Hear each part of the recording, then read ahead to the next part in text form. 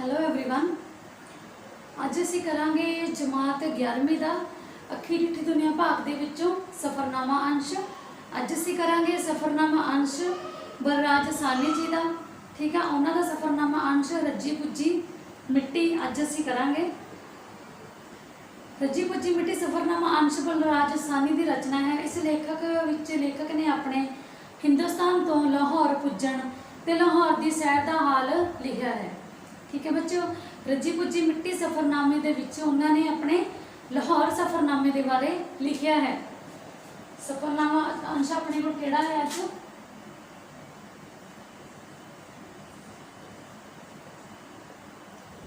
सफरनामा रजी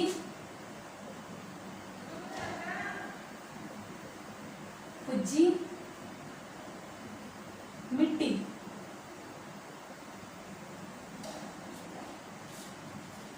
ठीक है बच्चों, शुरू करते हैं आप। लाहौर ते पिंडी। जदों गड्डी लाहौर स्टेशन उत्ते रुकी तो लेखक ने बारी विचों झाती मार के लाहौर स्टेशन दियां बुरजियां वल देखिया। भावें लेखक उच्ची विद्या लई रावलपिंडी छड्ड के लाहौर के गौरमेंट कॉलेज विच पढ़दा रहा ते उसने काफ़ी समा उत्थों के न्यू होस्टल विच गुजारिया सी। फिर भी कई कारणों करके उसका मन लाहौर की बजाय पिंडी लई वधेरे तड़फदा रहिंदा सी। इसका एक कारण यह सी कि लेखक बचपन तो ही पहाड़ देखण दा आदी सी, जो लाहौर के नेड़े नहीं सन। दूसरे लाहौर पिंडी के मुकाबले हनेरी ते धुएं के गुबार नाल भरिया रहिंदा सी। तीसरे पिंडी एक छोटा शहर सी जिथे अंग्रेजी राज दीयां कुटल नीतियां ते फिरकूपणे का असर ना होने करके मुहल्लेदारियां बिरादरियां ठीक है ते मेल मिलाप कायम सन। लाहौर के केंद्री शहर होने करके ये नवी सभ्यता विच रंगिया गया सी ते इत्थे एक दूजे तो अगे वधण लई वरते जाण वाले सब हीले जायज़ सन। इसे कारण लाहौर की रंगीन कालजीट जिंदगी के भरपूर स्वाद माणदियां होयां भी वो लाहौर के बेथवेपन के एहसास तो कदे मुक्त नहीं सी हो सकिया। दूसरा पॉइंट साडे कोल लाहौर की धरती नूं प्रणाम। परंतु अज लाहौर स्टेशन के बुरज देख के उसके अंदर पता नहीं की जाग पिया सी। उसनूं इंज महसूस होया जिवें उन्हां लई उसकी रूह जगह जगह तो जुगा जुगा तो तरस रही सी।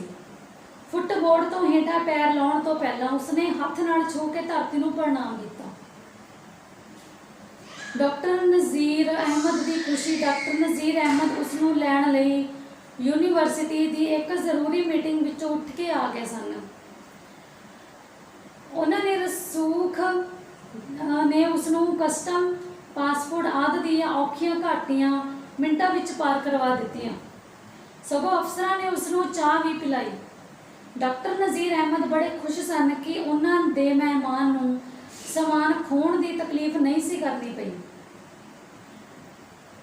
लेखक का मन प्लेटफॉर्म नूं गोहण लई सदरां लाउण लई कर रहा सी गौरमेंट कॉलेज के बंगले दे विच। नैक्सट पॉइंट साडे कोले अंत विच गौरमेंट कॉलेज विच पुज्जा।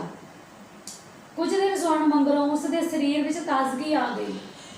गौरमेंट कॉलेज के टावर की उसनूं पुरानी घड़ी ने टन टन करके 11 बजाए।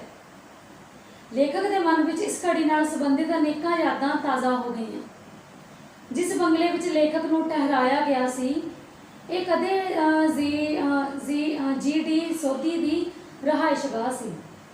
इसके निमे निमे चानण वर्गे ठंडे ठंडे कमरे ते जालीदार दरवाजे लेखक नूं पहलां वर्गे ही प्रतीत हो रहे सन। विद्यार्थी जीवन विच उस दियां इस बंगले विच वड़दियां लत्तां कंबदियां हुंदियां सन। डॉक्टर नज़ीर अहमद ने लेखक नूं अपना सौण वाला कमरा दे दिता, परंतु उसनूं इस विच वार्डरोब नहीं सी जिसका उन्होंने अफसोस भी सी। नैक्सट पॉइंट साडे कोले पत्नी नाल संबंधित घटना की याद। कुछ समय मगरों उसने डॉक्टर नज़ीर नाल अपने पुराने जाने पछाने मखमली घाह वाली लॉन विच बैठ के चाह पीती। इत्थे लेखक के मन विच कई पुरानियां यादां ताज़ा हो गईयां। उसनों एक वो घटना भी याद आई जदों नवां नवां ਵਿਆਹ ਹੋਣ ਮਗਰੋਂ ਆਪਣੇ ਭਰਾ ਭੀਸ਼ਮ ਦੀ ਚਿੱਠੀ ਆਉਣ ਤੇ ਉਸਦੇ ਕਾਲਜ ਵਿੱਚ ਡਰਾਮਾ ਦੇਖਣ ਲਈ ਪਿੰਡੀ ਤੋਂ ਲਾਹੌਰ ਆਇਆ ਸੀ ਤੇ ਵਾਪਸੀ ਸਮੇਂ ਉਹ ਉਸੇ ਜਨਾਨੇ ਡੱਬੇ ਵਿੱਚ ਆਪਣੀ ਪਤਨੀ ਨੂੰ ਨਾ ਦੇਖ ਕੇ ਬੜਾ ਪਰੇਸ਼ਾਨ ਸੀ, ਜਿਸ ਵਿੱਚ ਉਸਨੇ ਉਸ ਨੂੰ ਬਿਠਾਇਆ ਸੀ। ਪਰੰਤੂ ਅਗਲੇ ਸਟੇਸ਼ਨ ਤੇ ਜਾ ਕੇ ਉਸ ਨੂੰ ਆਪਣੀ ਨਵੀਂ ਵਿਆਹੀ ਪਤਨੀ ਦੂਸਰੇ ਜਨਾਨਾ ਡੱਬੇ ਵਿੱਚੋਂ ਮਿਲ ਗਈ ਸੀ। ਨੈਕਸਟ ਪੁਆਇੰਟ ਸਾਡੇ ਕੋਲੇ ਲਾਹੌਰ ਦੀ ਸੈਰ। ਇਸ ਪਿੱਛੋਂ ਲੇਖਕ ਡਾਕਟਰ ਨਜ਼ੀਰ ਅਹਿਮਦ ਦੀ ਮੋਟਰ ਵਿੱਚ ਬੈਠ ਕੇ ਸੈਰ ਲਈ ਨਿਕਲਿਆ। ਜ਼ਿਲ੍ਹਾ ਕਚਹਿਰੀ ਵਾਲੇ ਮੋੜ ਤੋਂ ਉਹ ਰਾਵੀ ਰੋਡ ਤੇ ਪੈ ਗਏ। ਗੌਰਮੈਂਟ ਕਾਲਜ ਦੇ ਫਾਟਕ ਕੋਲ 1 ਮੀਲ ਪੱਥਰ ਹੁੰਦਾ ਸੀ, ਜਿਸ ਦਾ ਆਕਾਰ ਉਸ ਨੂੰ ਪਹਿਲਾਂ ਨਾਲੋਂ ਚੌਗੁਣਾ ਦਿਖਾਈ ਦਿੱਤਾ ਤੇ ਉਸ ਉੱਤੇ ਪਹਿਲਾਂ ਨਾਲੋਂ ਬਸਤੀਆਂ ਥਾਵਾਂ ਦੇ ਫਾਸਲੇ ਲਿਖੇ ਹੋਏ ਸਨ। ਬਾਹਰ ਨਿਕਲਦਿਆਂ ਹੀ ਉਸ ਨੂੰ ਸੈਂਟਰਲ ਟ੍ਰੇਨਿੰਗ ਕਾਲਜ ਵੱਲ ਜਾਂਦੀ ਸੜਕ ਦਿਸੀ, ਜਿਸ ਪਾਸੇ ਰੈਟੀਗਨ ਰੋਡ ਦਿਖਾਈ ਦਿੱਤੀ, ਜਿਸ ਉੱਤੇ ਉਸ ਦੇ ਫੁੱਫੜ ਜੀ ਦਾ ਘਰ ਸੀ। ਉਸ ਨੂੰ ਉੱਥੋਂ ਦਾ ਪਾਰਸੀਆ ਦਾ ਮੰਦਰ ਤੇ ਆਪਣੇ ਪ੍ਰੋਫੈਸਰਾਂ ਦੇ ਘਰ ਯਾਦ ਆਏ।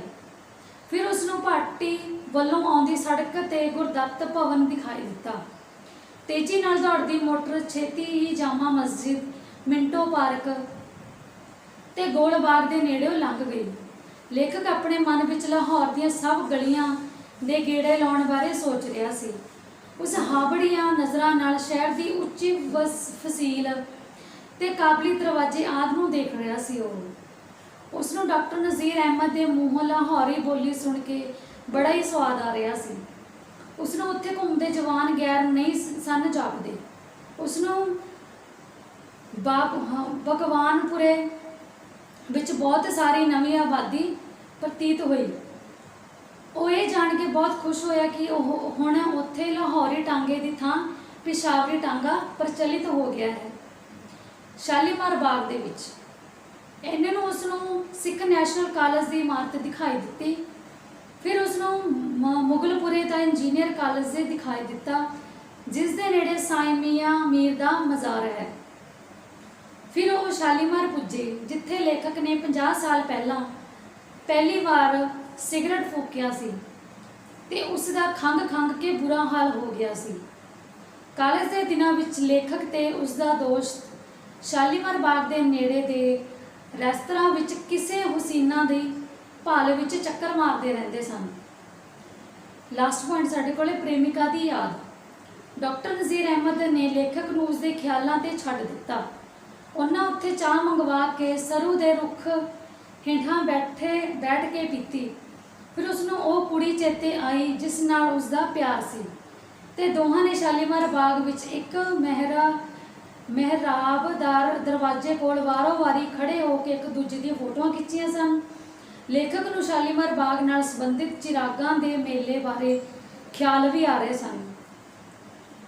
ਫਿਰ ਉਹ ਵਾਪਸੀ ਲਈ ਮੁੜ ਮੋਟਰ ਵਿੱਚ ਆ ਬੈਠੇ। ਠੀਕ ਹੈ, ਇਹ ਸੀ ਸਾਡੇ ਕੋਲ ਸਫ਼ਰਨਾਮਾ ਬਲਰਾਜ ਸਾਹਨੀ ਜੀ ਦਾ, ਜਿਸ ਦਾ ਨਾਮ ਉਹਨਾਂ ਨੇ ਦਿੱਤਾ ਹੈ ਰੱਜੀ ਪੁੱਜੀ ਮਿੱਟੀ। ਠੀਕ ਹੈ, ਇਹਦੇ 5 ਨੇ ਕੁਐਸਚਨ ਆਨਸਰ ਜੋ ਤੁਸੀਂ ਕਰਨੇ ਨੇ। ਪਹਿਲਾ ਕੁਐਸਚਨ ਸਾਡੇ ਕੋਲੇ, ਲਾਹੌਰ ਦੀਆਂ ਕਿਹੜੀਆਂ ਗੱਲਾਂ ਲੇਖਕ ਨੂੰ ਪਸੰਦ ਨਹੀਂ ਸਨ? ਲਾਹੌਰ ਦੀਆਂ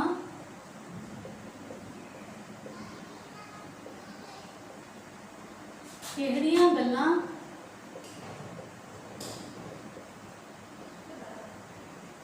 ਲੇਖਕ ਨੂੰ ਪਸੰਦ ਨਹੀਂ ਸਨ? ਨੈਕਸਟ ਕੁਐਸਚਨ ਸਾਡੇ ਕੋਲ ਹੈ, ਲੇਖਕ ਨੇ ਲਾਹੌਰ ਅਤੇ ਰਾਵਲਪਿੰਡੀ ਵਿੱਚ ਕੀ ਅੰਤਰ ਦੱਸਿਆ? ਲੇਖਕ ਨੇ ਲਾਹੌਰ ਅਤੇ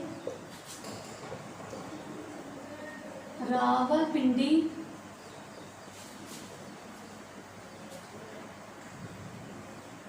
ਵਿੱਚ ਕੀ ਅੰਤਰ ਦੱਸਿਆ?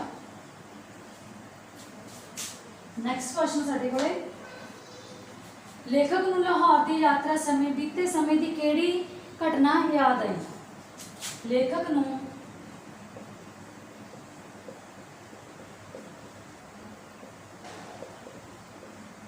ਲਾਹੌਰ ਦੀ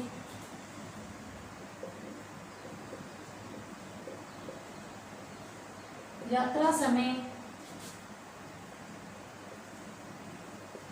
बीते समय दी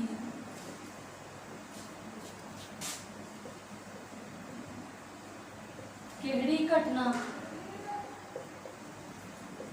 याद आई।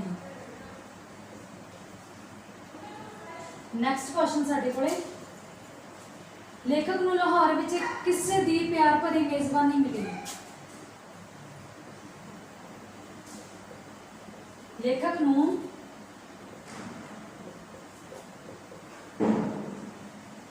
लाहौर विच किसे दी प्यार भरी मेजबानी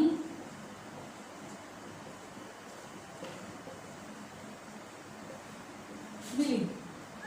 लास्ट क्वेश्चन साडे कोले, लेखक दे मन विच विद्यार्थी जीवन दे समय दी जो तस्वीर बनी हुई सी, लाहौर यात्रा समय उसनूं किन्ना को वखरेवा लग्या।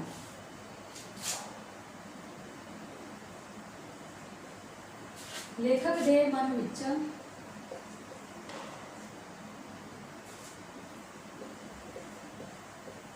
विद्यार्थी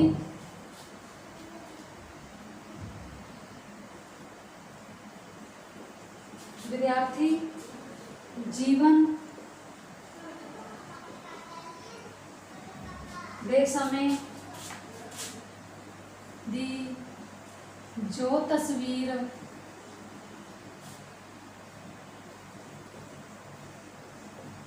बनी हुई सी, लाहौर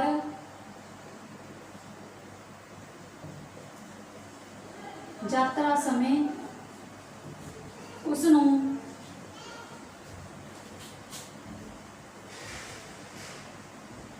किन्ना को वखरेवा